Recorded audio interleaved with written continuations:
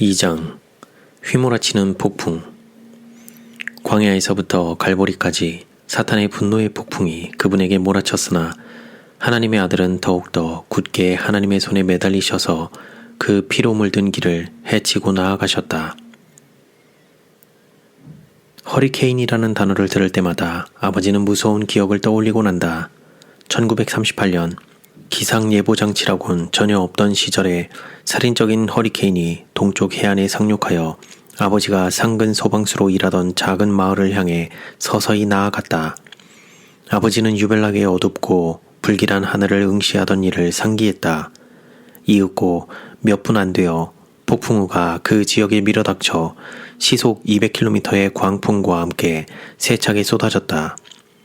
1.5m 깊이의 물이 소방서를 잠그고 휩쓸었다. 허리케인이 물러간 후 아버지는 바다로 씻겨 내려간 한 집에서 여러 구의 시체를 인양했다. 소년이었던 나는 허리케인이 다가온다는 기상예보관의 발표로 긴장에 감돌았던 것을 기억한다. 우리 가족은 즉시 폭풍 대비태세에 돌입했다. 양초와 각등을 준비했다. 잔디 위에 있던 물품들을 실내로 들이고 창문들을 꼭 닫았다. 아버지와 나는 선착장에 있던 요트들을 끌어내는 일을 도왔다. 우리는 삼중 닻을 지닌 작은 우리 배를 항구에 남겨두고 안전하기를 바랐다. 야수에게 쫓기듯 집으로 달려온 뒤 허리케인이 얼마나 큰 피해를 입힐지 걱정하였다. 예수는 사나운 바람과 높은 파도에 익숙했다. 그분에게는 폭풍을 산들거리는 여름 미풍으로 바꿔놓는 놀라운 습관이 있었다. 하지만 쉽게 길들여지지 않은 다른 종류의 폭풍이 그분에게 몰아닥쳤는데 그것은 그분의 공생애 동안 소용돌이 치다가 그분이 죽을 때 극에 달한 증오라는 폭풍이었다. 그분의 공생애가 펼쳐짐에 따라 적개심의 폭풍은 기세를 더해가더니 그분의 생애 마지막 주일에 맹렬하게 울부짖는 허리케인으로 변해버렸다. 광야에서 갈보리까지 사탄의 분노의 폭풍이 그분에게 휘몰아쳤으나 그것이 무자비하게 치면 칠수록 하나님의 아들은 더욱더 굳게 하나님의 손에 매달리셔서 피로 물든 길을 헤치고 나아가셨다. 그리스도의 공생애에 몰아닥친 폭풍의 주요 요소를 추적함으로 그분이 지구를 구하고자 했을 때 직면했던 엄청난 곤경을 좀 더 제대로 인식할 수 있다. 또한 그분이 끔찍한 압력하에 일했음에도 알게 된다. 이런 압력은 공생애의 마지막 주에 최고조에 달했다. 이 폭풍을 추적함으로 그분의 사랑의 새로운 차원도 발견하게 된다. 화가는 밝은 색깔을 더 밝게 하는 방법은 어두운 색조 옆에 칠하는 것임을 알고 있다. 마찬가지로 예수의 사랑은 타락한 인류의 악의와 대비해보면 현격하게 부각된다. 또한 그리스도가 감내했던 증오심을 숙고하면 그분의 굉장한 용기에 더 깊이 감탄할 수 있다. 평탄치 않았던 공생애 동안 반복하여 직면했던 위험한 상황에 정면으로 대응하기 위해서는 용맹스러운 영웅심과 대담함이 필요했다. 첫 번째 성전 정결. 예수가 침례받은 후 첫 번째 6월절에는 원근 각처에서 몰려든 10만 명 이상의 사람으로 예루살렘과 그 근교가 넘쳐났다. 구주는 거대한 순례자들의 행렬에 섞여 눈에 띄지 않게 도성으로 향했다. 수도의 두꺼운 외벽을 지나자 그분의 눈에는 번쩍이는 성전의 경내가 들어왔다. 장엄한 구조물은 동심원 안쪽으로 갈수록 점점 작아지는 일련의 안뜰로 이루어져 있었고 각 안뜰은 독립된 예배 장소를 형성했다. 성전에서 가장 가까운 곳은 제사장의 뜰로서 이스라엘의 뜰과 여인의 뜰과 이방인의 뜰로 둘러싸여 있었다. 비유대인은 가장 멀리 떨어진 지역에서만 경배할 수 있었다. 그들이 감히 접근한다면 사형에 처한다는 표지판이 붙어 있었다. 많은 상인이 불순한 매매를 권하며 힘들게 사는 서민에게서 한 입이라도 더 받고자 가게를 차렸던 곳이 바로 이방인의 뜰이었다. 그 장소는 사기꾼과 욕심 많은 환전상과 황소와 양과 비둘기 판매상들의 천국이 됐다. 기도나 명상을 하려고 해도 소란스러운 흥정과 험악한 언쟁 때문에 제대로 할 수 없었다. 이 난장판은 뉴욕 증권거래소의 장래와 별반 다를 것이 없었다. 윌리엄 바클레이는 이런 매매 사업은 대제사장 안나스 일가에 속해 있었다 라고 진술한다. 안나스와 그 친척들은 모든 불공정한 매매에서 일정 비율을 취함으로써 국민적 축제를 통해 막대한 금액을 긁어 모았다. 그들은 수만 명의 무고한 경배자들의 희생으로 화려한 삶을 유지했다. 대제사장의 삶은 굉장히 좋은 것이었다. 이런 패단은 잘 알려져 있었고 대중은 이것에 몹시 분개했지만 아무도 막강한 권력에 겹겹이 둘러싸여 오랫동안 존속한 체제에 감히 도전하지 못했다. 막강한 유대 지도자들은 가혹한 협박과 능란한 정치 활동을 통해 아무도 자기들의 능률적인 돈벌이를 방해하지 못하도록 했다. 그 패단을 개혁하려는 시도는 마치 1930년대 시카고에서 폭력단을 몰아내려 했던 일처럼 불가능한 것이었다. 예수는 이방인의 뜰 가장자리에 서서 모든 장면을 바라보았다. 의분과 쓰라림이 그분 안에서 솟아올랐다. 시끄러운 소음으로 인해 비유대인 수천 명은 참 하나님에게 경배할 수 있는 유일한 장소에서도 거부당했다. 그리스도는 분주히 사고 파는 많은 노점과 진열대에 있는 긴 줄을 날카로운 눈으로 훑어보았다.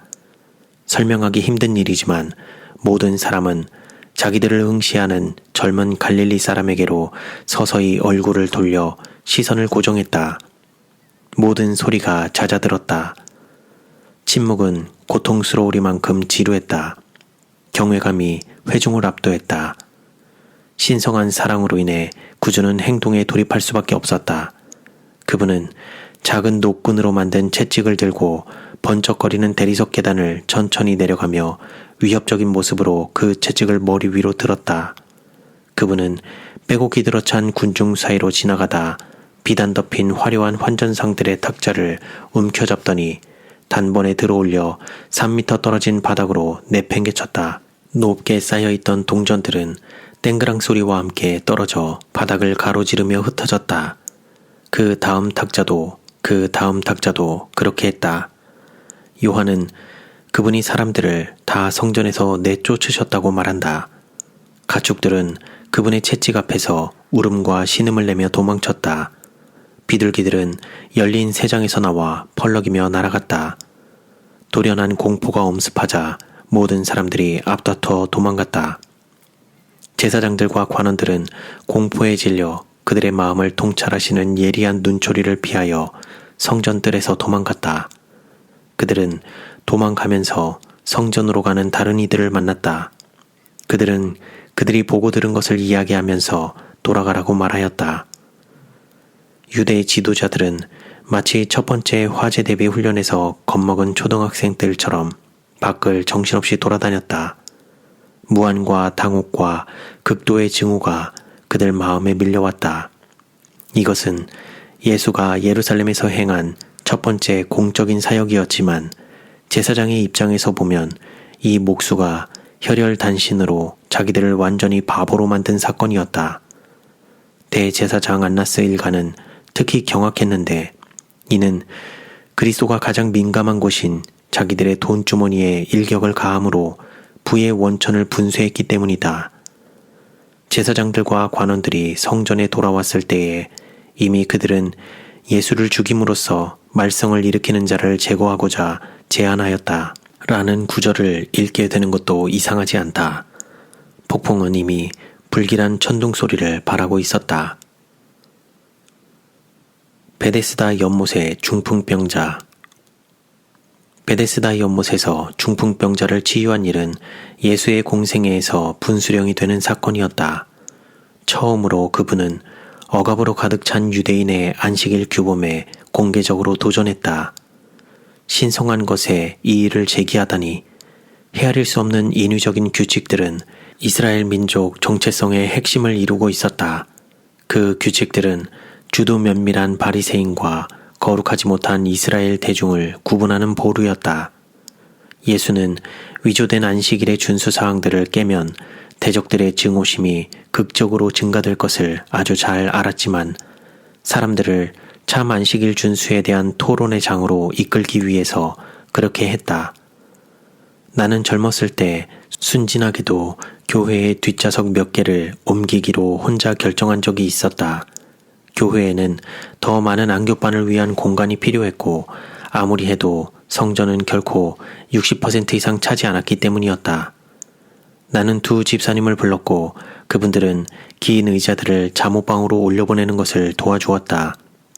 그 주에 있었던 교회 직원회에서 어떤 분이 손을 들어 의견 개진을 요청했다.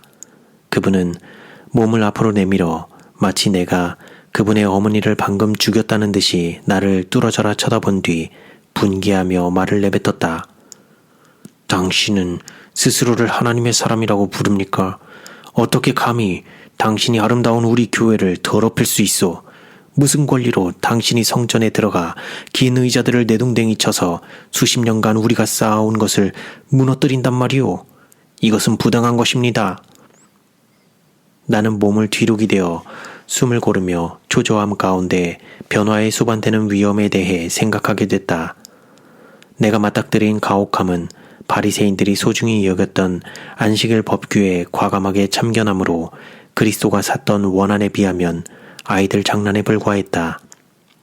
예수는 유대인이 소중히 여기던 것들을 전력을 다해 뒤엎어야 할 시간이 이르렀다고 결정했다. 그분은 안식일에는 아무도 치유받지 못한다는 터무니없는 바리새인의 규범에 고의적으로 도전하기 위해 양문 곁에 있는 베데스다 연못을 거닐었다.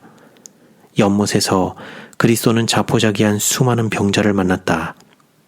예수께서는 당신의 치유력을 행사하셔서 모든 고통당하는 자를 건강하게 하기를 갈망하셨다. 그분은 가슴을 가장 아프게 한 한 사람, 38년이라는 길고도 고통스러운 세월을 중풍병으로 앓던 사람을 택했다. 무한한 동정심으로 예수는 달아빠지고 더러운 거적에 엎드려 움츠린 사람에게 몸을 숙여 삶을 변화시킨 말씀을 했다. 일어나 내 자리를 들고 걸어가라. 안식일에 치유하는 것이 바리새인들을 그리 놀라게 할 일이 아니라는 듯이 예수는 의도적으로 그 사람에게 자리를 들고 도성으로 가라고 요청했는데 이는 그에게 이루어진 큰 역사를 공표하기 위해서였다. 그렇게 하면 안식일에 그 일을 하는 것이 합당하냐는 질문이 제기될 것이므로 예수께서 주의 날에 관한 유대인들의 금령들을 책망하실 길이 열릴 것이었다. 치유나 침상을 운반하는 행위는 하나의 기적 속에 포함된 두 개의 큰 위반상이었다. 곧 유대 지도자들은 예수의 소재를 파악하여 신성 모독죄에 대해 답변하도록 사내들인 앞으로 끌고 왔다. 그대는 무슨 권한으로 우리의 율법을 깨뜨리는가? 라며 그들은 윽박질렀다. 여기까지는 그들의 기분이 환한 정도였다면 그리스도의 대답은 그들을 하늘을 찌를 듯 분노하게 할 것이었다. 내 아버지께서 이제까지 일하시니 나도 일한다. 그분의 아버지는 안식일에 사람들을 축복하시느라 바쁘기에 그분도 동일한 일을 하신 것이다. 신중하게 선택한 이 말에서 그리스도는 자신을 하나님과 동일한 선상에 놓았다. 요한은 이렇게 기록한다. 유대인들이 이로 말미암아 더욱 예수를 죽이고자 하니 이는 안식일을 범할 뿐 아니라 하나님을 자기의 친아버지라 하여 자기를 하나님과 동등으로 삼으심이로라. 관원들의 분노에는 한도가 없었다. 백성들을 두려워하지 않았다면 제사장들과 랍비들은 예수를 그 자리에서 죽였을 것이다. 뒤이어 상처에 소금을 문지르듯 시골뜨기 배교자요 자칭 랍비인 이분은 당시 저명했던 고소자들을 공격하며 그들의 무정함과 성경을 무시하는 태도를 꾸짖는 대담함을 보였다. 분개하여 제정신을 잃은 유대 지도자들은 전국의 사자들을 보내어 예수는 사기꾼이라고 경고하면서 가능한 한 귀신 들린 자로 몰아붙이기로 하였다. 제사장들이 더욱 공식적이고도 일관되게 구주를 죽이려는 음모를 꾸미기 시작한 것은 바로 베데스다에서 치유가 일어났던 때부터였다. 그리스도는 북쪽으로 수 킬로미터 떨어진 상대적으로 안전한 갈릴리 산악지방으로 물러났다. 손 마른 사람. 갈릴리 회당에 들어가서 상한 손을 지닌 사람을 돌아봤을 때 예수는 또다시 안식일 준수와 관련된 문제로 유대 당국자들과 정면 충돌했다. 전승에 따르면 그 환자는 이전에 석공이었는데 질환으로 인해 생계비를 벌 길을 잃었다고 되어 있다. 앞좌석에는 멀리 예루살렘에서 파견된 산헤드린 첩자의 대표들이 앉아 있었다. 마가는 이렇게 말한다. 그들의 마음이 완악함을 탄식하사 노하심으로 그들을 둘러보시고 자신에게 닥칠 위험을 알고도 그리스도는 그 환자에게 앞으로 나오라고 손짓했다. 인내로 가득 찬 예수가 내 손을 내밀라는 놀라운 말씀을 하니 그 손이 회복됐다. 바리새인 첩자들은 안식일의 치유한 행위에 매우 성을 내며 분개하여 즉시 필생의 대적인 헤롯 당원들과 손잡고 어떻게 하여 예수를 죽일까 음모를 꾸몄다. 그리스도는 바다로 물러감으로 더 이상의 소란을 피했다. 마가는 3절에 걸쳐 3번이나 큰 무리를 언급하는데 이들은 예수의 발자취를 따라 갈릴리와 남쪽으로 160km나 떨어진 예루살렘과 심지어 두로와 시돈 같은 이방 도성에서 모여든 사람들이었다. 군중이 이루 헤아리지 못할 만큼 많았기에 구주는 사람들이 서로 눌리거나 짓밟히지 않도록 배에서 가르쳐야만 했다. 첩자들이 예루살렘으로 급히 돌아가 그리스도의 인기가 광범위한 지역과 각 계층에서 급속도로 치솟았다는 심상치 않은 소식을 전했음에 틀림없다. 갈릴리에서의 배척. 서기 29년 늦은 봄, 예수는 고향 나사렛으로 돌아와 회당을 방문했을 때 받았던 끔찍한 대접으로 인해 쓰디쓴 실망을 맛보았다. 그분의 어머니와 형제 자매들은 그분이 말씀할 때 자부심으로 가슴이 벅차올라서 거기에 모두 있었음에 틀림없다.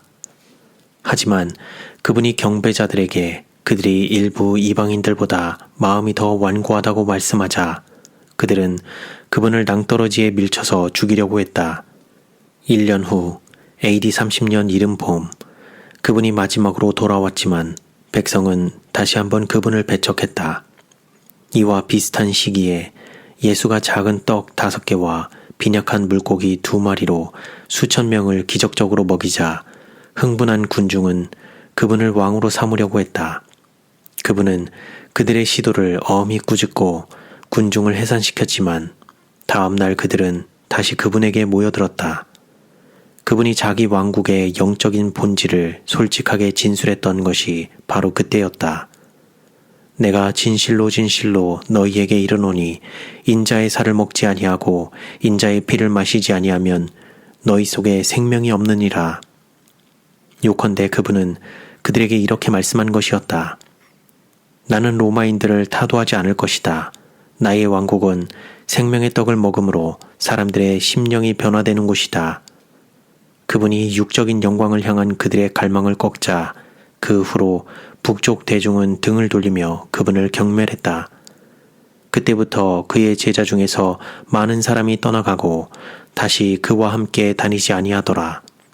갈릴리에서의 이와 같은 일반적인 감정의 흐름은 1년 전 유대 지방에서처럼 예수에 대한 반대로 돌아섰다. 초막절. 초막절은 특히 중요한데 이는 약 1년 반 전에 베데스다 연못에서 중풍병자를 치유한 이후로 예수가 예루살렘에서 열린 큰 민족적 집회에 오랜만에 참석한 것이었기 때문이다. 요한은 그 18개월 동안 예수께서 유대에서 다니려 아니하심은 유대인들이 죽이려 함이러라 라고 기록한다. 엘렌 G. 화이트는 이렇게 덧붙인다. 그분은 서기관과 바리새인에게 쫓기자 그들의 악의를 피하여 자신의 사명이 완수될 때까지 생명을 보존하고자 이 마을에서 저 마을로 이 도성에서 저 도성으로 다녔다. 이 성대한 축제에서 신실한 이스라엘 사람들은 오두막에 거하며 선조들의 광야 생활을 기념했다. 몇 달 전 갈릴리에서 발생했던 민심 이탈에도 불구하고 세계 곳곳에서 온 수많은 유대인 순례자들은 특별히 그리스도를 보기 위하여 예루살렘까지 여행해 왔다. 수천 명의 사람이 예수가 과감하게 모습을 드러낼지 아니면 다시 한번 거리를 두려고 할지 알고 싶어 했고 그 가운데 흥분은 마침내 최고조에 이르렀다. 군중의 기대가 증가했고 당국자들의 신경은 곤두섰기에 도성에 흐르는 긴장감은 무척이나 팽배해졌다. 그런 동안 구주는 군중의 눈에 띄지 않게 예루살렘으로 비밀리에 여행해 왔다. 이윽고 놀라운 용기로 자신을 드러내고 축제가 절정에 다다랐을 때 성전뜰로 곧장 걸어 들어와 자기의 생명을 노리는 원수들은 물론 모든 사람이 분명히 보고 들을 수 있는 장소에 섰다. 모든 눈이 그분에게 향했다. 그분이 수많은 회중을 둘러보자 모든 소리는 잠잠해졌다. 곧 명쾌한 나팔소리 같은 음성이 성전뜰에 울려 퍼지는 가운데 그분은 하나님의 말씀에 있는 깊이가 있고 삶을 변화시키는 진리들을 가르쳤다. 유대 지도자들이 침묵하자 군중은 어리둥절해하며 이렇게 말했다. 이는 그들이 죽이고자 하는 그 사람이 아니냐. 보라, 드러나게 말하되 그들이 아무 말도 아니하는도다. 당국자들은 예수를 체포하고자 했지만 천사들의 개입으로 그렇게 하지 못했다. 축제의 마지막 날에 바리새인들은 다시 한번 예수를 체포하고자 특사들을 보냈다. 성전 수비대는 그분을 체포하지 못한 채 돌아와서는 어깨를 들어올리며 놀라운 변명을 했다. 그 사람이 말하는 것처럼 말한 사람은 이때까지 없었나이다. 좌절한 제사장들은 손을 놓고 그날 밤 각자의 집으로 돌아갔다. 다음 날 예수는 두려움 없이 다시 한번 성전뜰로 들어갔다. 바리새인과 논쟁하는 중에 그분은 이렇게 선언함으로 모든 사람을 대경실색하게 했다. 진실로 진실로 너희에게 이르노니 아브라함이 나기 전부터 내가 있느니라. 보통 사람들마저 자신을 하나님과 동등하다고 하는 그분의 응답에 충격을 받았다. 이제 많은 백성도 제사장들과 랍비 편에 서서 예수께 던지려 돌을 들었다. 예수는 사라졌으며 성읍에서 빠져나가지 않고 현장에 머물면서 다시 한번 안식일의 소경을 치유함으로 제사장들을 경록케 했다. 예루살렘이 경로의 도가니가 되자 그리스도는 상대적으로 조용한 북쪽 지역으로 돌아갔다. 예루살렘으로의 마지막 여정. 당시는 서기 30년 늦은 가을이었다. 마침내 갈릴리를 떠나 십자가에 달리게 될 마지막 여정을 가야 할 시간이 예수에게 이르렀다. 예수의 발걸음은 원수들이 당신의 목숨을 빼앗으려고 오랫동안 음모하고 있는 예루살렘으로 향하였다. 이제 예수께서는 생명을 버릴 것이다. 예수께서는 박해와 거절과 정죄와 죽음으로 나아가기로 굳게 결심하였다. 예수는 이때 역사상 가장 위대한 선전운동을 벌였다. 갈보리에 이를 때까지 그분은 모든 눈이 자신의 희생에 고정되기를 원했다. 될 수 있는 한 많은 사람의 시선이 그분의 고난과 십자가형에 모여야만 했다. 그분의 전략에는 중요한 두 가지 측면이 있었다. 먼저 그분은 예루살렘으로 가는 수개월간의 여정에서 최대한 돌아가는 길을 택했는데 이는 최대한 많은 사람에게 영향을 주기 위해서였다. 이를 두고 오늘날 대통령 선거 시 기차역마다 내려 유세하는 것을 떠올리는 사람도 있을 것이다. 둘째로 그분은 이전에 갈릴리에서 개인적으로 훈련한 70명의 제자를 파송하는 한편 12제자는 선교 여행을 보냈다. 이후에 주께서 달리 70인을 세우사 친히 가시려는 각 각처로 둘씩 앞서 보내시며 이러한 선발대는 강렬한 반향을 일으켰고 그분의 영향력은 확대됐을 것이다. 사마리아인들이 무리하게도 그리스도를 배척했지만 그분은 70인에게 사마리아인들을 최우선 대상으로 삼으라고 지시했다. 마침내 그리스도는 수전절에 예루살렘에 도착했는데 그분의 말씀은 다시 한번 경랑을 몰고 왔다. 그분은 나와 아버지는 하나이니라 라고 주장했다. 유대인들은 헤롯의 건축 부지에서 돌을 들어 그분을 치려고 했다. 이번에는 그분이 재빠르게 요단 동편 베레아 지방으로 물러나서 노여움이 가라앉을 때까지 여러 달 거했다. 예수의 유명한 비유 중 다수가 바로 이 기간에 나왔다. 그분은 대적들에게 고소할 거리를 더 이상 주지 않기 위해서 비유 속의 가르침을 숨겼다. 예수는 논쟁을 즐기거나 불필요한 논쟁을 하지 않았으며 자신이 성취해야만 하는 구원의 사명에 필요한 요구사항에 언제나 신실했다. 악착 같은 유대 지도자들의 증오심으로 인해 그분의 영혼은 괴로웠다. 배척으로 인해 그분에게 말할 수 없는 슬픔이 밀려왔다. 줄기차게 쏟아진 적대감과 원한 때문에 사랑의 창시자가 감내해야 했던 내면의 고통을 우리는 헤아리지 못한다. 나사로의 부활. 가까운 친구 나사로가 매우 아파서 병상에 누웠다는 소식을 6월절 2, 3주 전에 들었을 때 예수의 시선은 다시 한번 격정의 예루살렘으로 향했다. 마리아와 마르다와 나사로가 함께 사는 집은 베다니에 있었는데 이곳은 예루살렘에서 동쪽으로 2km 정도밖에 떨어져 있지 않았다. 요한은 예수가 이 작은 가정을 사랑하사 무서운 위험에도 불구하고 제자들에게 유대로 다시 가자 라고 말씀했다고 기록한다. 곧바로 제자들은 좋은 생각이 아닌데 라고 우물거렸을 것이다. 성경에는 그들의 대답이 기록되어 있다. 라삐오, 방금도 유대인들이 돌로 치려 하였는데 또 그리로 가시려 하시나이까? 나는 대도시 한가운데 있는 대학에 다녔다. 어느 날 밤 집으로 돌아오는 길에 우리 집 정문에서 약 90m 떨어진 공원에 여러 대의 순찰차가 서 있는 것을 보았다. 순찰차의 전조등은 모두 담요에 덮여 땅에 눕혀있는 물체를 향해 있었다. 구경꾼 한 사람이 어떤 남자가 몇 분 전에 살해됐다고 내게 알려줬다. 나는 그래도 좋은 이웃들과 살고 있는 거구나. 거기 있던 모든 사람은 밤에 결코 혼자 나가서는 안 되는 도시 지역들을 알고 있었다. 폭력배와 인종차별적인 폭력과 폭행, 강도로 인해 일부 거리는 출입이 엄격히 통제됐다. 전혀 구별을 못하겠거든 그냥 멀리하면 된다. 나는 제자들이 예루살렘에 돌아가자는 의견에 대해 동일하게 느꼈을 것이라고 확신한다. 모든 유대인은 그리스도의 제자가 되는 사람은 누구든지 출교될 것이라는 포고를 이미 알고 있었다. 하지만 그들의 이름에 걸맞게 12제자는 마침내 마음을 다잡았고 도마는 용감하게 이렇게 말했다. 우리도 주와 함께 죽으러 가자. 예수가 죽은 지 나흘 된 나사로를 다시 살리자 그 놀라운 소식은 삽시간에 퍼져나갔다. 사건들은 굉장한 추진력을 얻고 있었기에 유대 지도자들은 예수의 영향력이 언젠가는 제어하지 못할 만큼 상승할지도 모른다는 위협을 느꼈을 것이다. 나사로가 부활함으로 인해 말썽의 불길이 극적으로 지펴져 타올랐다. 사두개인과 바리새인들은 모두 필사적으로 예수 문제에 대한 해결책을 찾게 됐다.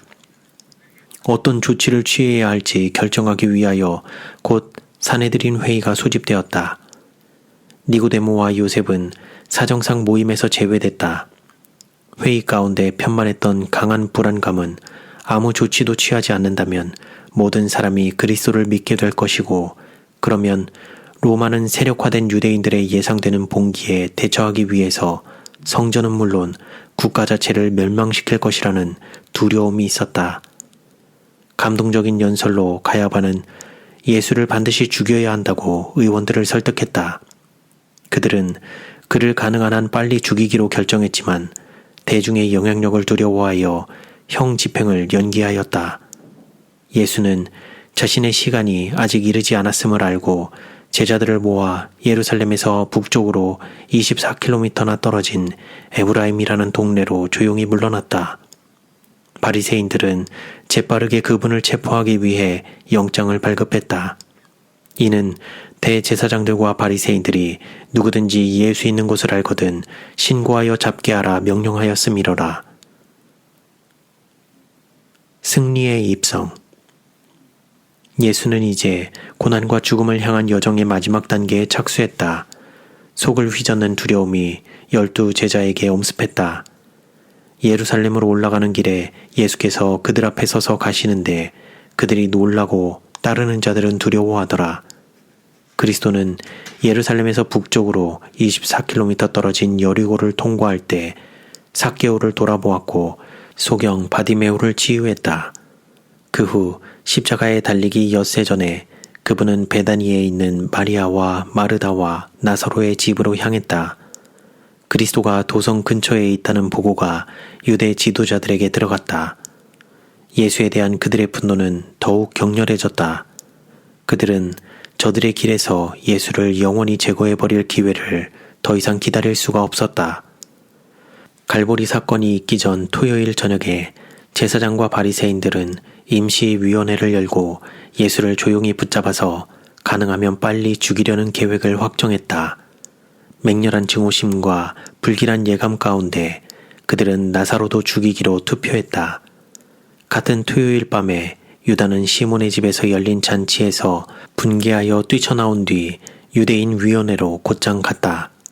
거기서 그는 은 30에 예수를 팔기로 약속했다. 그는 화요일 저녁에 그들과 다시 만나 그들의 계획을 확정지었을 것이다. 일요일 늦은 오전 유대 지도자들이 상상 속에서 가장 두려워하던 상황이 눈앞에 전개됐다.